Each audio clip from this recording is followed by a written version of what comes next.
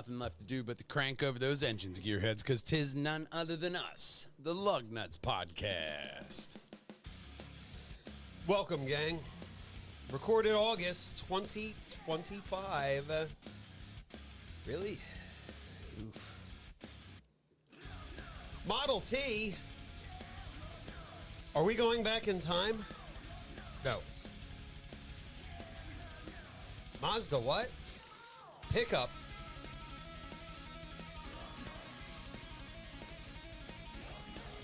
And they just sit there, Volkswagen style. We'll talk about that and more on this week's Lugnutz. Thank you for joining us.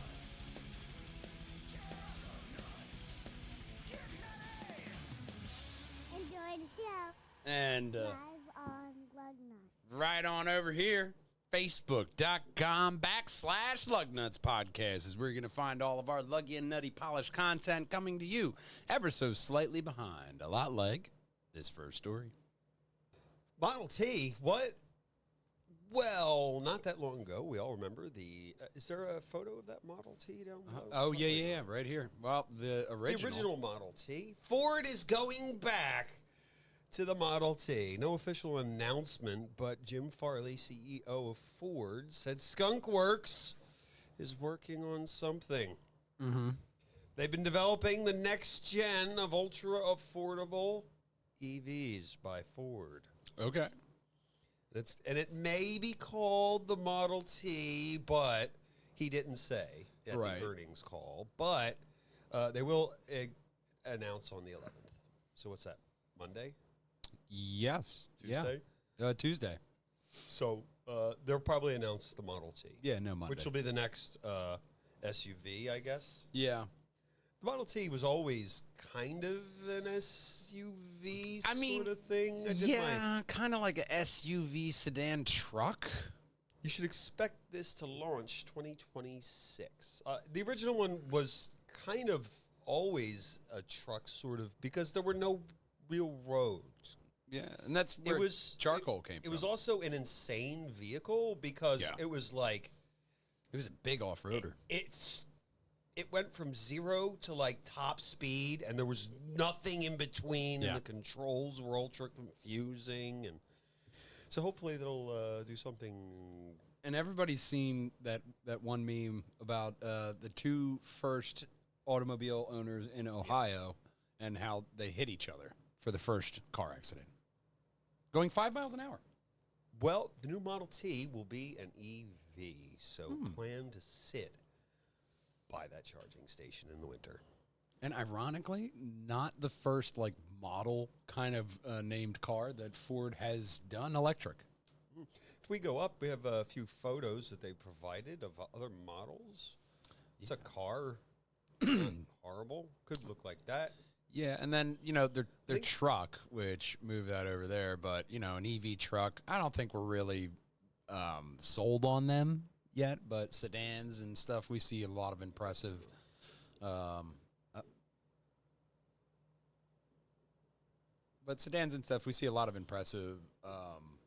just overall range and miles that you can get out of these EVs now, especially in the technologies that they're looking into, like solid state. Range is going up, but not everyone is keeping up hope for EVs. That with this next story. Honda is giving up. That's it. Jesus. They're done. Wow. They're done with EVs. Okay, that makes They're sense. rethinking their electric strategy. They don't think electric power is the best way for the future. Really? Battery electric vehicles, BEVs, are no longer the holy grail at Honda. And, the Japanese would be the ones to test that out because, they get a lot of different climates. They get the extreme cold with those mountains, and they get the real nice sunny weather. So if EVs aren't doing it in Japan... BEVs will continue to improve and will work on solid-state batteries, but our goal is carbon neutrality, not battery. Right. That's the real goal they say, for the planet. And whether it has a battery or not, it matters less to them. President Jay Joseph, Honda Australia, was saying they're not very optimistic about the EV market. They mentioned the tax credit as a big thing. That's a huge an sway incentive, for people to get it. And there's a huge cool down on the EV market. So, world isn't as excited recently about the EVs, and Honda isn't either. I mean, people like to blame it on Elon, but I think overall people are just kind of seeing the EV market for what it really is. You know, it's got quick, torquey power, little plucky car for what you need it to, but if you need it in the cold, it's not going to be there for you. And they take a while to charge. Yeah. Well, last quarter, Honda was hammered by 113 billion yen fine due to the EV business. That's $780 million. Yeah, that's a lot of pesos there. That'll hurt anybody. Currently have 2 EV models, the Protege and the ZDX, over at Acura. Yeah, I wonder how those EDX sales are. I'm going to have to reach out and see how Well, they spent more than $12,000 on marketing. Each promotion on each Protege and an eye-watering $21K on the ZDX for marketing last quarter. Wow. Okay. Wow. Well, That's a lot of money. That is a lot of money on advertising on an electric vehicle that nobody's really buying. But. Nobody's interested. Advertise it all you want. I want something that I can put in my car. And I mean, it's Honda, though. If they're not buying, they're not going to make it. It's very simple. You know, Now, they didn't keep the NSX around. There was that Volkswagen, the bus. I don't know if it was a concept or not, but they had where they just removed the battery. Yeah. You just had something like that. Yeah. A couple stations where it just removed the battery and put a new battery back in really, really quick. Then that'd be easy, and you could just cycle the batteries out. But yeah. Especially if it's... then the cold wouldn't matter. Well, especially if you, some of the wilder research I've seen is that they're starting to look into salt batteries for EVs. To where if it's a replaceable battery, like, hey, we made this out of salt. Pop it in, pop it out. Maybe then. But, you know, with these batteries costing tens of thousands of dollars when you have to replace them, it's not really, it's not really a viable market like that. Well, Honda is exploring hydrogen-powered fuel cell electric vehicles, so they're going to go with that. Probably the electric motor and a hydrogen fuel cell to power it, I'm guessing. Well, I mean, the electric motor. There's not a problem with the electric motor. It's just powering it. Well, yeah, no. But if you add some electric motors in a hydrogen engine and you have it ends up going, having like 500 horsepower, nobody's going to balk at it. They're going to be like, oh, look at this amazing machine. Yeah, and then it's just a matter of programming. Yeah. Oh, well, that's the future. Let's take a look at the past.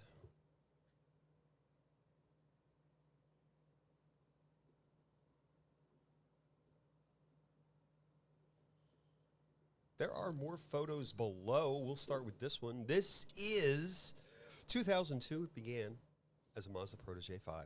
Okay. Then in 05, SEMA Las Vegas, they made it into a Protege pickup truck. They sure did. This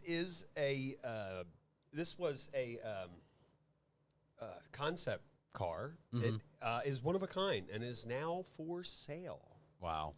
Designed by Pro Design Hot Rods, handled the conversion, working the 5-door wagon into a pickup truck with a bed. I'm not going to lie. I do really like this. This looks really cool. Check out that backside. Let's go down. Fitted with a wide body kit, DG Motorsports rear custom wing. There it is. More photos there. Custom green paint job with orange graphics, 19-inch wheels. Mazda's 2-liter 4-cylinder engine, turbocharged, custom radiator, intercooler, nitrous oxide system, and other parts. Very nice. Probably a bed liner. Very nice. And it does have a really good looking back end. I love what they did with that to make it still kind of, keep that truck look. Because Moya used to have a Protege, and it was a fantastic car. Giving it that El Camino vibe with this one. It's probably fast as all because they took all that hatchback out. They took that out, and they also added nitrous oxide, which will definitely get you to the grocery store quick. Get it on eBay, $28,900. Oh, and for you fans that don't know, it's not like Fast and the Furious. That shit doesn't blow up. Nos! Auction closes August 26th. So you can still go out there and get it. There's still some time left, assuming you're watching this when we just released the episode. Of course, this Protege could be yours, and it's not bad looking. I love that green color, and especially just the lip on the rims, how that matches. It's a nice color. The grill, everything all over. I think they did a fantastic job on this one. It looks really good, and it's part of Mazda history. Yeah, it will be. It is a one of a kind car. Yeah. In many, many ways. Oh, yeah. I mean, just even seeing that in traffic, I'd be like, what am I looking at? I wouldn't want it, but it looks better than the Baja. All right. From this angle, it doesn't look bad, but from this one, it kind of looks stupid. Yeah, if you're directly behind it. But that's this Mazda. Let's look at the future. Doesn't that look like a nice motor? It does. Yeah.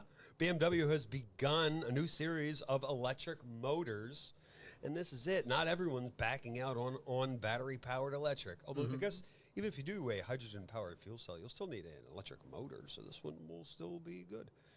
This is the 6th generation of BMW eDrive motor.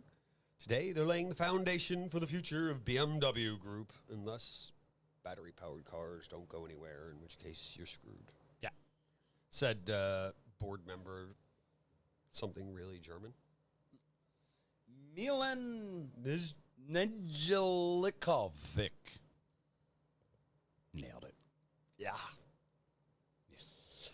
BMW is investing over 1 billion euros between 2022 and 2030 to expand and develop the capabilities of their electric drive. Yeah, they're converting a plant that used to make combustion engines for BMWs and Minis for 40 years. Unfortunate. And it's now going to make this. EVs for the time being, at least, 1,000 employees are working on the assembly of the whole operation. 800-volt architecture system. Yeah. Silicon carbide semiconductor technology to improve efficiency.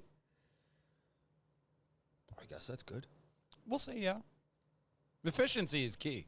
Yeah, pride and efficiency are key. Just like this next story.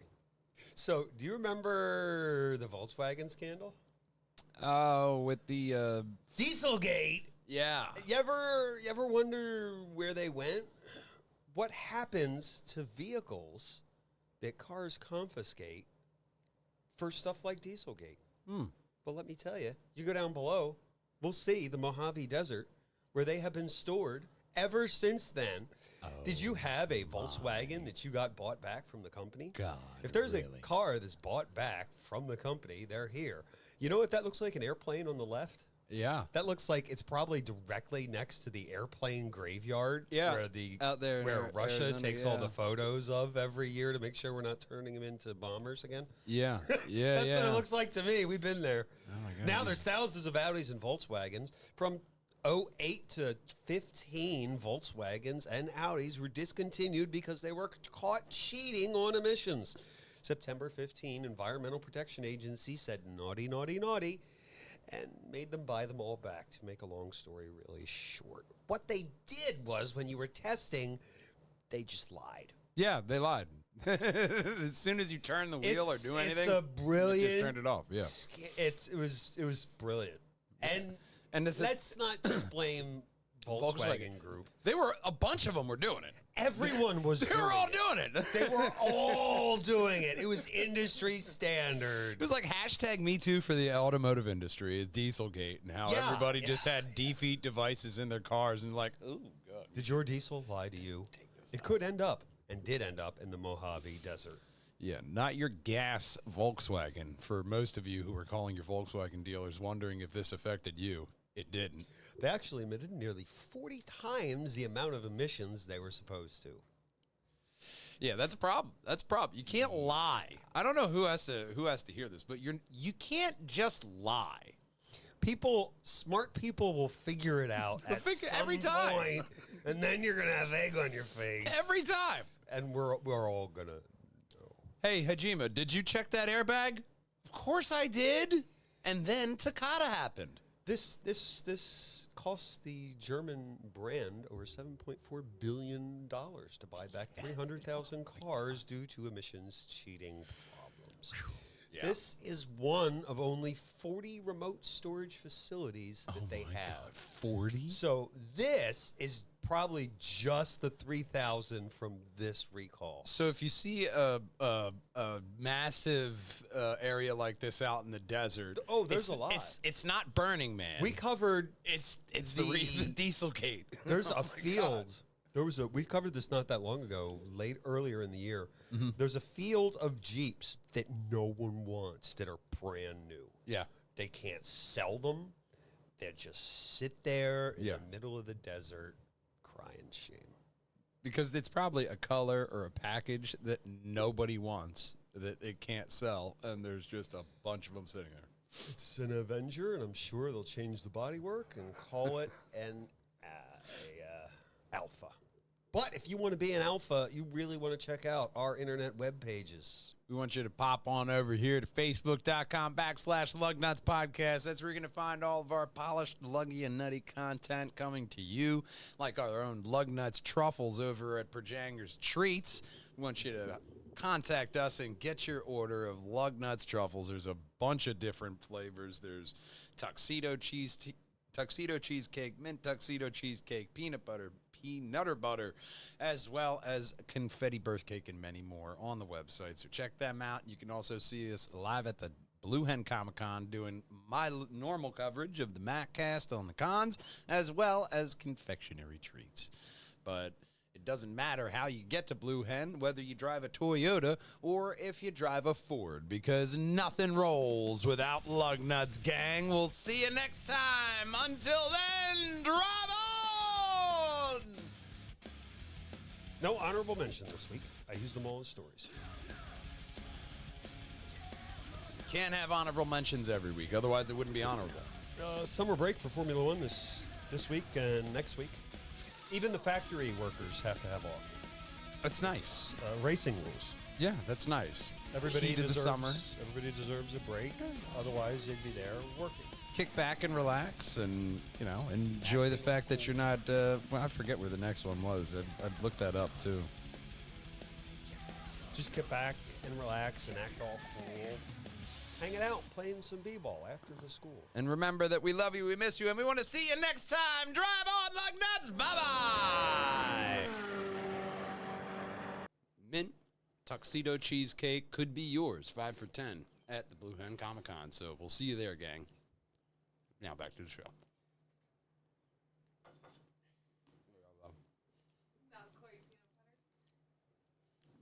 No, mine was peanut butter. Oh, mine was mint chocolate. Mine was peanut butter. Oh. I know, because I can only taste peanut butter. Oh. Mint would have tasted like nothing.